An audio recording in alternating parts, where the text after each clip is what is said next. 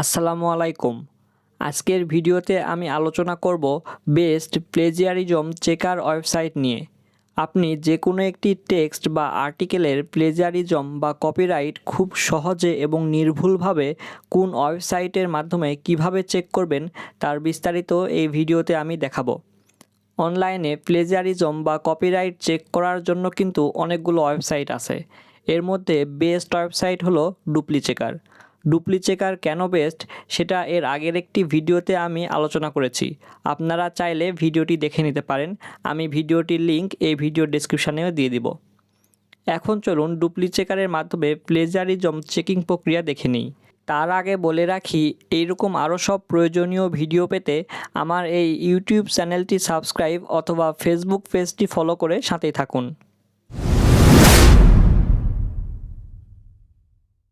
এখন আমি আমার কম্পিউটারের যে কোনো একটি ব্রাউজারে চলে আসলাম। আসার পরে ব্রাউজারের সার্চ বারে ডুপ্লিচেকার লিখে সার্চ করব। সার্চ করলেই দেখুন ডুপ্লিচেকার ওয়েবসাইটের যে লিঙ্ক duplichecker.com সেই লিঙ্কটি সবার আগেই চলে আসবে। সেই লিঙ্কে ক্লিক করে ওয়েবসাইটের ভিতরে প্রবেশ করব। ডুপ্লিচেকার একটি হিউজ ওয়েবসাইট। এই ওয়েবসাইটের মাধ্যমে শুধু যে আপনারা প্লেজারিজমই চেক করতে পারবেন এমনটা না, এখানে অনেকগুলো ফ্রি এবং পেইড টুলস আছে। ফ্রি টুলসগুলো দেখার জন্য আমি এখানে ফ্রি টুলসে একটা ক্লিক করলাম। এখন এখানে দেখুন টেক্সট অ্যানালাইসিস টুলসের মধ্যে অনেকগুলো সেক্টর রয়েছে। এর মধ্যে রয়েছে plagiarism checker, paraphrasing tools, grammar checker, text to speech, translate সহ আরও অনেক টুলস। এখানে টেক্সট অ্যানালাইসিস টুলস ছাড়াও image tools, video downloader, keyword research, SEO backlink tools সহ আরও অনেক রকমের প্রয়োজনীয় টুলস আছে। আপনারা আপনাদের প্রয়োজন অনুযায়ী টুলসগুলো দেখে নেবেন।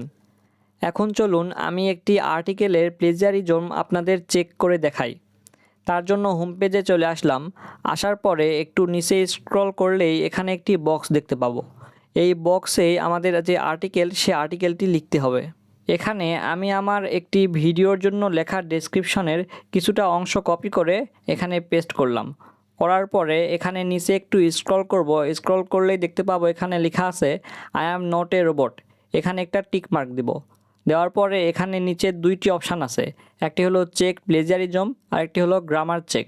এখানে আমি চেক প্লেজিয়ারিজমে একটা ক্লিক করব।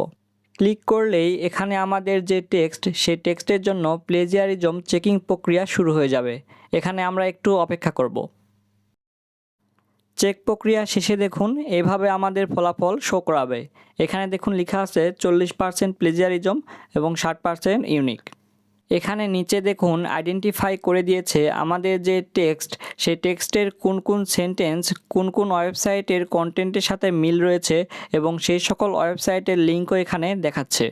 এখানে আপনাদের আরেকটি কথা বলে রাখি, ডুপ্লিচেকারের ফ্রি ভার্সনে আপনারা সর্বোচ্চ 25,000 শব্দ পর্যন্ত কোনো আর্টিকেলের প্লেজিয়ারিজম ফ্রিতে চেক করতে পারবেন। এর বেশি শব্দের কোনো আর্টিকেলের প্লেজিয়ারিজম চেক করার জন্য আপনাদের ডুপ্লিচেকারের যে প্রো ভার্সন সে প্রো ভার্সনটি কিনে নিতে হবে। এটা গেল কোনো আর্টিকেল লিখে সেই আর্টিকেলের প্লেজিয়ারিজম চেকিং প্রক্রিয়া। কিন্তু এখানে আমরা কোনো পিডিএফ আপলোড করেও কিন্তু সেই পিডিএফের প্লেজিয়ারিজম চেক করতে পারি। এখানে দেখুন একটি অপশান আছে।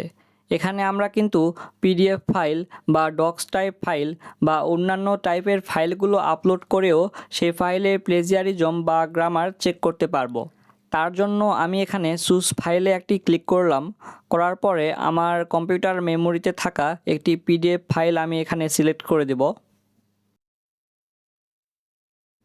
তাহলেই আমার ফাইলটি এখানে আপলোড হয়ে যাবে।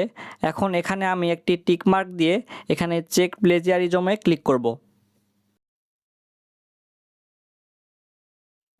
তাহলেই দেখুন আমার যে পিডিএফ ফাইল সেটির প্লেজিয়ারিজম আগের প্লেজিয়ারিজমের মতো করেই দেখাচ্ছে।